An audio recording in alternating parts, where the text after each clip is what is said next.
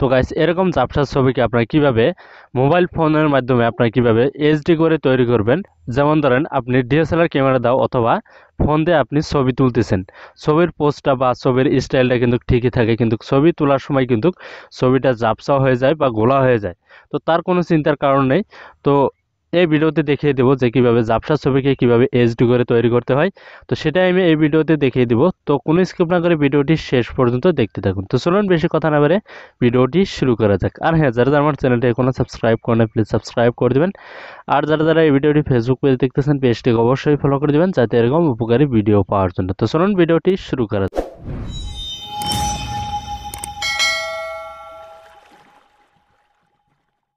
তো গাইস ঝাপসা ছবি ক্লিয়ার করার জন্য আপনারা কি করবেন, আপনাদের ফোনে থাকা গুগলে অথবা ক্রোম ব্রাউজারে চলে আসবেন। তো আমি যে কোনো একটি ব্রাউজারে চলে আসলাম।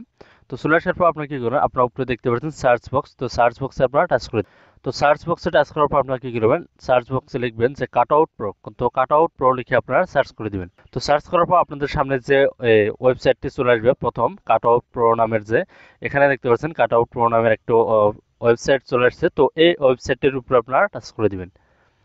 তো টাচ করার পর আপনাদের সামনে এরকম একটি ইন্টারফেস চলে আসবে। তো চলে আসার পর এখান থেকে আপনাদের নিচে থেকে একটি জিমেল সিলেক্ট করতে বলবে। তো আপনারা কি করবেন, সেই জিমেলটি সিলেক্ট করে দেবেন। তো দেখতে পাচ্ছেন এখানে কিন্তু নিচে আমার কিন্তু একটি জিমেল চলে আসছে। তো এখানে দেখতে পাচ্ছেন কন্টিনিউ অ্যাস, এখানে আপনারা টাচ করে দিবেন। তো টাচ করার পর কিন্তু আপনাদের জিমেলটা সিলেক্ট হয়ে যাবে। তো ওখান থেকে আপনারা ছবির ব্যাকগ্রাউন্ডও রিমুভ করতে পারবেন। তো জাপসা ছবি ক্লিয়ার করতে আপনারা কি করবেন, এই নিচে যে দুটি ছবি দেখতে পাচ্ছেন, একটি জাপসা ছবি আর একটি ক্লিয়ার ছবি। তো আপনারা কি করবেন, এখানে টাচ করে দিবেন। তো ওখানে টাচ করার পর আপনাদের সামনে এরকম একটি ইন্টারফেস চলে আসবে। তো চলে আসার পর এখানে দেখতে পাচ্ছেন আপলোড ইমেজ।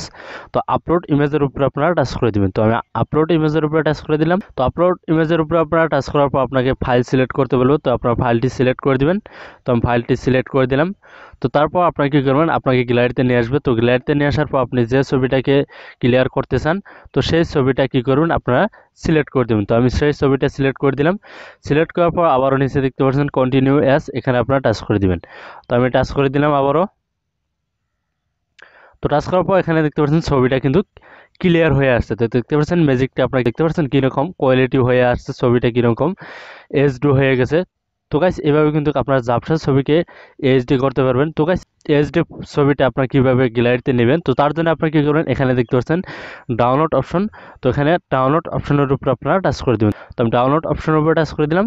তো টাচ করার পর এখানে দেখতে পাচ্ছেন নিচেও দেখতে পাচ্ছেন আবারও ডাউনলোড অপশন চলে আসছে। তো আপনারা এখান থেকে ডাউনলোডে আবারও টাচ করে দিবেন।